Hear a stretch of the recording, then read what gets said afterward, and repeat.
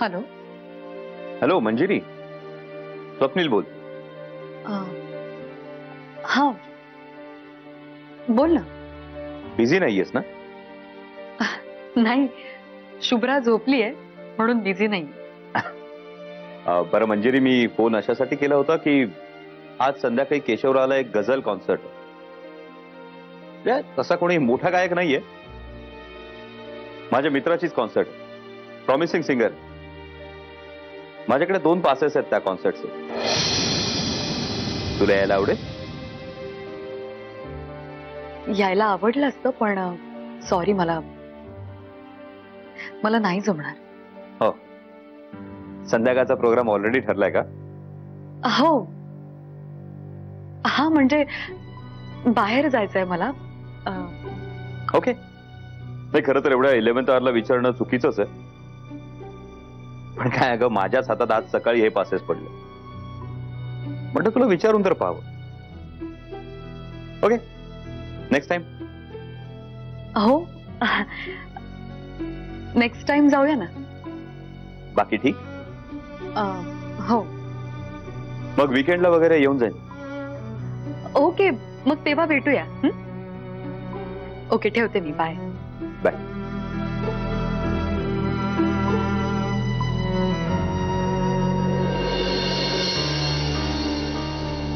प्रियाचा phone आला होता सकाळी. काय म्हणली? तसा सहजच केला होता फोन, पण बोलण्याच्या ओघामध्ये विषय निघाले. मी तिला सांगितलं सत्यजितच्या बिझनेस मधल्या फसगतीबद्दल किंवा झालेल्या कर्जाबद्दल. अगं वहिनी, कशापायी तू तिला सांगितलंस? आता सत्या संकटात हाय म्हणल्यानंतर प्रिया नक्की त्याला फोन करणार आणि मग पुन्हा समजा ते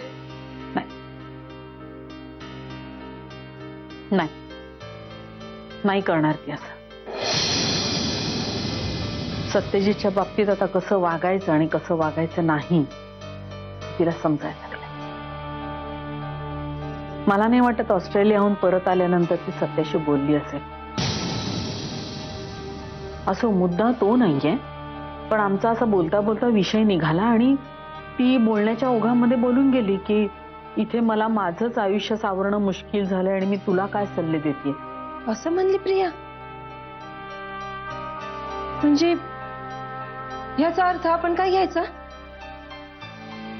याचा अर्थ म्हणजे मी आता खोलात जाऊन जाणून घ्यायचा प्रयत्न केला, पण मला टाळून तिने फोन ठेवूनच दिला. नक्की काहीतरी बिनसलाय म्हणजे. वहिनी, सुहासरावांना तर कळलं नसेल ना प्रिया आणि सत्याबद्दल? नाही, कारण दिवाळीच्या वेळेला जेव्हा ते इथं आले होते ना, तेव्हा सुहासरावाने आपणहूनच माझ्यापाशी हा विषय काढला होता.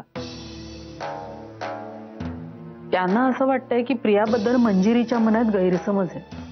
सत्य आणि प्रियाचं असं काही नव्हतंच.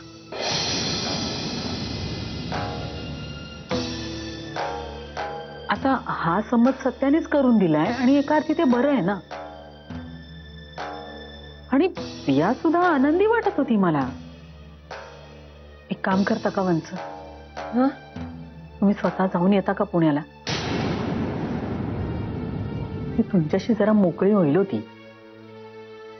काय एक गोष्टी कानाने ऐकण्यापेक्षा डोळ्याने बघितलेल्या बऱ्या. होय वहिनी, अक्षी बरोबर आहे तुझं. मी सकाळच्याच गाडीने जाते, प्रियाला फोन करून कळवते. हो, सत्याच्या बाबतीत प्रियाचा खूप मोठा अपेक्षाभंग झालाय. कुठल्याही परिस्थितीत तिचं हे लग्न टिकायला हवं. तिच्या आयुष्याची सारी मदार आता या लग्नावर आणि सुहासरावांबरोबरच्या तिच्या संसारावर आहे. चुकीचं बोलताय तुम्ही आई. प्रियाला काडीचाही रस नाहीये हे लग्न टिकवण्यात. ती फसवणूक करते आपल्या सगळ्यांची, आणि सगळ्यात महत्वाचं म्हणजे सुहासची. तुझी कुठल्याही विषयावरची कुठलीही मतं कोणीही तुला विचारायला आलेलं नाहीये. तू गेलीस तरी चालेल. आई, तुम्हाला वाटेल तितकं चिडा माझ्यावरती, पण ज्या बाईमुळे माझ्या घरात कलह निर्माण होतोय ना, त्या बाईचा तुझं घर अजूनही या घराला तुझं घर म्हणतेस तू? ही तुझी हिम्मत म्हणायची की कोडगेपणा? फक्त माझ्या सत्याने मनाचा मोठेपणा दाखवलाय म्हणून, नाहीतर काय? घराबाहेर काढलं असतात ना मला, आत्ता काढा. ह्या क्षणी मला घराच्या बाहेर हाकला आणि माझ्या तोंडावर कायमचं दार बंद करा या घराचं. पण एकच गोष्ट सांगते, ज्या प्रियासाठी तुम्ही एवढ्या हळहळताय ना, त्या बाईची खरी लायकी. जा इथून आता. बघा आई, मी हात जोडते तुमच्या समोर, प्लीज माझं ऐकून घ्या. अजून तरी माझं ऐका. प्रियाला ना सुहासशी लग्न करण्यात इंटरेस्ट होता ना आता तिला ते टिकवण्यात काही रस उरलाय. त्यावेळेला तिने सुहासशी लग्न केलं कारण तिच्या पापांचा घडा भरलाय आणि तो आता कधीही फुटेल अशी परिस्थिती निर्माण झाली हे तिला कळलं होतं. त्यावेळेला या घरातनं पळून जाण्यासाठी फक्त तिने सुहासशी लग्न केलंय. वंश, हिला आत्ताच्या आता इथून जायला सांगा, नाही तर मी विसरून जाईन की हिच्या पोटात माझ्या गौरांगचं बाळ आहे. हे बघ नेत्राबाई, आता हे समजा बोलण्यात काय बी हाशील नाही. आत्या, तुम्ही बोलताय? तुम्हाला माहिती नाही प्रिया सत्यजित दादांना मिळवण्यासाठी काय काय करू शकते ते, आणि तिच्या मनात किती पाप येते?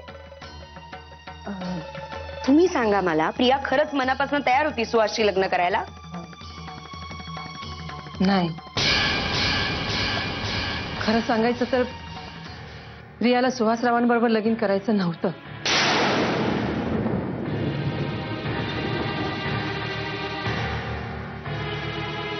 अगदी साखरपुडा होईपर्यंत. पण नंतर प्रियानंच कबूल केलं होतं की तिचं सुहासरावांवर प्रेम जडले म्हणून. ती स्वतः बोलली ना मला. आणि तुम्ही विश्वास ठेवला? अहो आत्या, प्रिया खोटं बोलली तुमच्याशी. वा, सगळं जग खोटारड आणि तू काय हरिश्चंद्राचा अवतार? सत्य आणि मंजिरीचा संसार मोडायला प्रिया नाही, तू कारण आहेस. प्रियाने तर चूकच केली ग, पण तू रीतसर कट रचलास आणि वर सालसूतपणाचा आव आणून सांगतीये मला प्रियाच्या मनात काळ आहे म्हणून. आई, यावेळेला मी खरंच बोलतीये, माझं प्लीज ऐका. पुरे पुरे. तुझ्या पोटामध्ये माझं नातवंड आहे ना, म्हणून सहन करतेय मी तुला. नाहीतर माझ्या मुलाचं घर एवढं मोठं आहे की तुझा चेहरा न बघता दिवसच्या दिवस जाऊ शकतात माझे. तू सुद्धा ही काळजी घेतलीस तर बरं आहे. निघ आता.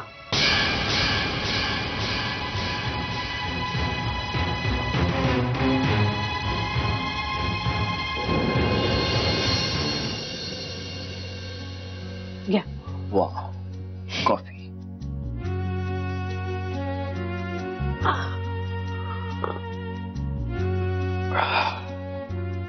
तुझी कॉफीची रेसिपी चोरली पाहिजे एकदा. म्हणजे तशी कॉफी सारखीच कॉफी, पण तू काहीतरी वेगळं करतेस, त्याच्यात काहीतरी वेगळं टाकतेस. ते काय ते कळलं पाहिजे एकदा. सांग ना, काय सिक्रेट? काय सिक्रेट सांगायची नसतात, ती सांगून टाकली तर त्यातली गंमत निघून जाते ना. कोण म्हणतं असं? असं काही नाहीये. उलट मी जर एखादा सस्पेन्स सिनेमा बघत असेल आणि मला जर आधीच कळलं की खुनी कोण आहे, तर माझा इंटरेस्ट जास्त वाढतो तो सिनेमा बघण्यात. कारण कसं आहे, काय घडणार किंवा कोण घडवणार यापेक्षा ते कसं घडणार ते जाणून घेणं जास्त महत्वाचं आहे, जास्त इंटरेस्टिंग आहे. कसं हा प्रश्न आला ना की डोक्याला चालना मिळते. कोण हा प्रश्न आला की डोक्याला शॉट बसतो. फरक आहे दोन्हीमध्ये. आज फारच वैचारिक मूड दिसतोय तुझा. माणसाची फसवणूक झाली की त्याचा विचारवंत होतो. आता तिथे पण बघ ना, आमची फसवणूक झाली, त्याच्या मागे कोण आहे हा विचार करून माझ्या डोक्याचा भोगा पडलाय. दादा होळकर हे सर्धोपद उत्तर झालं. म्हणजे तो आहेच, पण हे एवढं सगळं प्लॅनिंग करण्याची बुद्धिमत्ता आणि सबूर दादाकडे नाहीये. त्याच्याबरोबर नक्कीच कोणीतरी डोकेबाज माणूस आहे. अजय.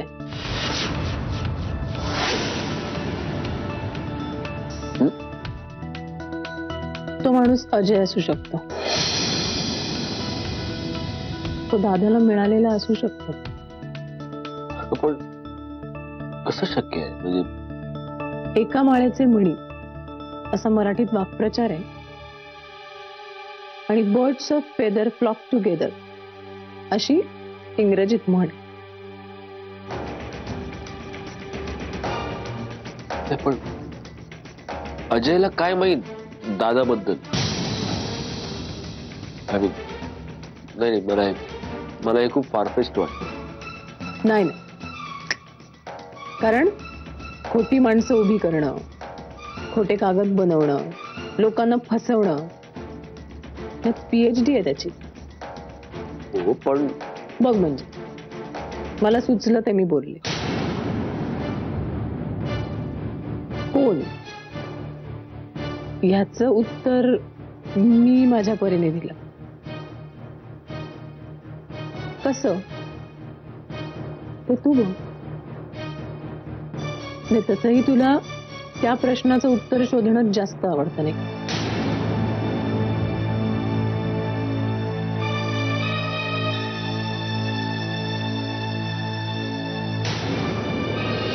नेत्रा, अगं काय झालं? बरं वाटत नाहीये? नाही, काही नाही. मला थोडा वेळ एकटीला बसायचंय मंजुषा. जाऊ दे, मी माझ्या रूम मध्येच जाते. नाही तर एक मिनिट. मंजुषा, तुला तर प्रियाबद्दल सगळंच खरं माहितीये. अगं कशाबद्दल बोलतेस तू नेत्रा? हेच की प्रिया किती नीच आहे. तिने दादा होळकर समोर या घरातल्या माणसांबद्दल काय काय गरळ ओकली हे तुला सगळं खरं खरं माहिती आहे. मग तू या घरातल्या माणसांना, आईंना, सत्यजित दादांना का सांगत नाहीयेस की ती किती नीच आहे?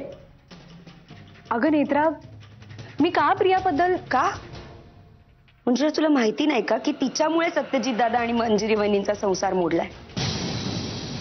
हे बघ, तू असं म्हणतेस ना की सत्यजित दादांचे तुझ्यावरती खूप उपकार आहेत आणि ते उपकार फेडायचा एकही मार्ग तुझ्याकडे नाही. हाच मार्ग आहे मंजुषा. तू प्लीज सत्यजित दादांना आणि या घरातल्या सगळ्या माणसांना प्रियाचं खरं रूप प्लीज सांग.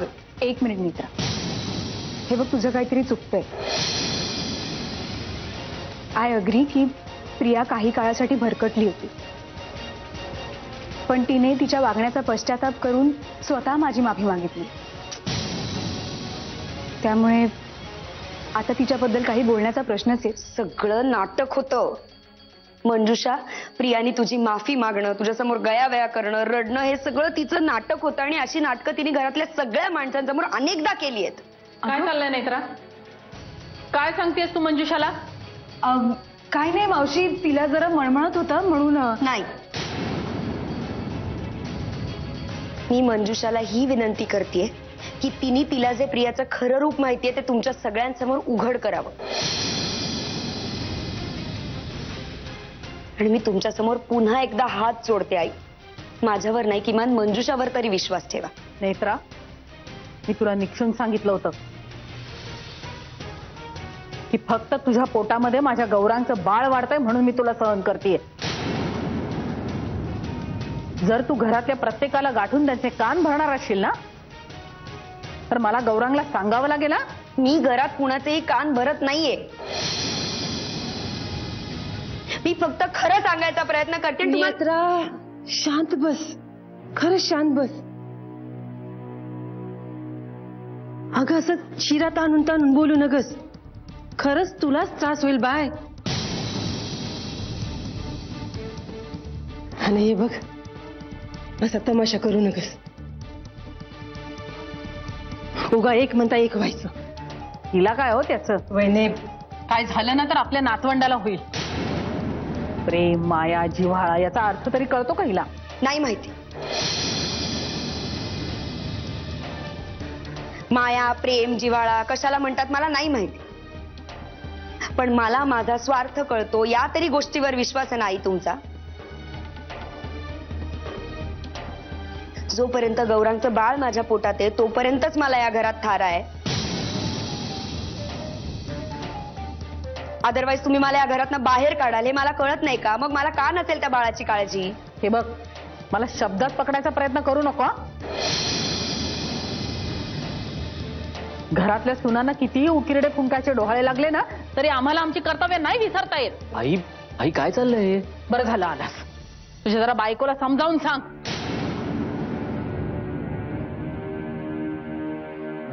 तिला म्हणावं या घराचा केलाच एवढा सत्यानाश पुष्कळ झाला.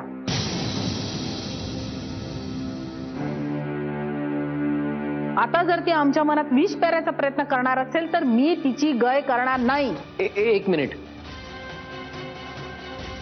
आई, मला कोणी नीट सांगेल का इथे काय झालंय ते? ही विनाकारण प्रियाबद्दल आमचं मन कलुषित करायचा प्रयत्न करते.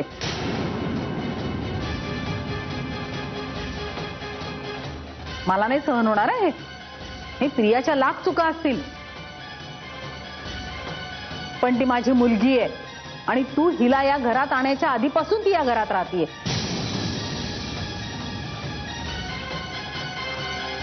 तेव्हा पुन्हा ही असली कारस्थानं मला चालणार नाहीत.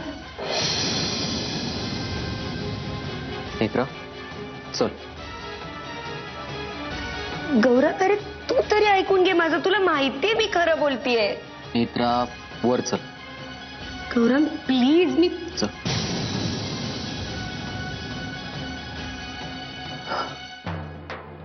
आई, यापुढे नेत्रा प्रियाबद्दल कोणाशी काहीही बोलणार, मी प्रॉमिस करतो.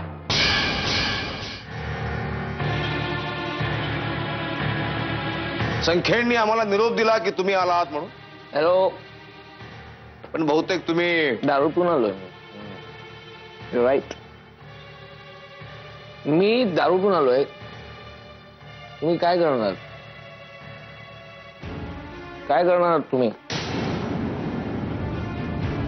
बघा सिद्ध पुरुष, आमच्याशी असं कोणी बोलत नाही.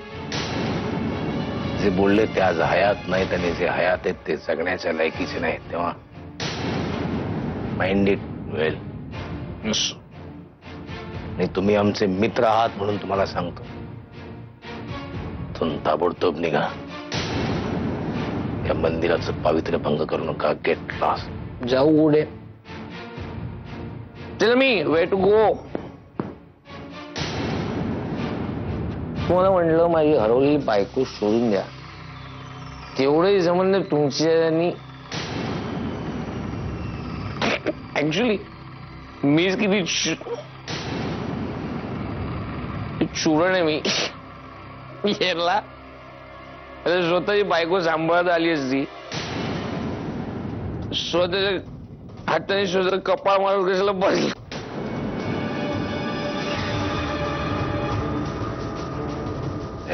सिद्ध पुरुष, लिमिट मध्ये राहा. लिमिट मध्ये. एवढीच बायकोची काळजी आहे ना, त्या बायकोचा पत्ता एका माणसाला माहिती आहे. त्याचं नाव मी तुम्हाला आता सांगतो. सत्यजित मुधोळकर. अरे बाबा, नाही माहितीये तुला. हे बघ, त्यानं दिलं. तुम्ही नीट ऐका मी काय म्हणतो. सत्यजित मुधोळकर हा महागेमाड माणूस आहे हो. स्वतःच दडवणार आणि मग स्वतःच हवाई उठवणार. हरवली हरवली हरवली म्हणून, आणि तुमच्यासारखी लोक त्याच्या नादी लागणार. तो महत्वाचं ऐका ना सिद्ध पुरुष. तुमची देखणी मिसेस आणि सत्यजित मुधोळकर कुठल्या तरी एका हॉटेलमध्ये निवांत क्षणी एकमेकाच्या मिठीत असतील करायचे. एकमेकाच्या बाहुपाशात. सत्यजित मुधोळकरने तिला गळा भेट दिले. तुम्हाला बोलला होता ती फक्त चांगली मैत्रीण फक्त. पण बघा ना, तुमची मिसेस गायक आहे. सत्यजित मुधोळकर एका खोलीत मिठीत बाहुपाशात असतील. माहित नाही याच्या आधी कितीतरी वेळा ते एकमेकाच्या बाहुपाशात गेले असतील. तुमची मिसेस सुंदर असली पाहिजे, त्याच्याशिवाय मुधोळकर नादी नाही लागत.